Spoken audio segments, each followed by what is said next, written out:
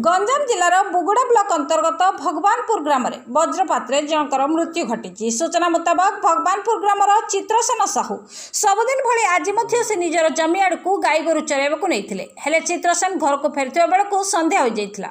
आज संध्या समय वर्षा लगी रही एमतीक वज्रपात होता। चित्रसेन गाई गोरु धरी फेरुवा बाटर वज्रघातर संस्पर्श में आसी और सेठारे से पड़ रही।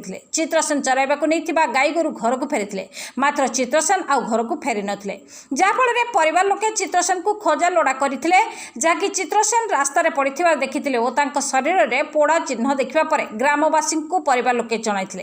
घटनास्थल में ग्रामर किछि लोक और स्थानीय सरपंच सहायतार बुगुड़ा मेडिकल को अणा जाइथिला।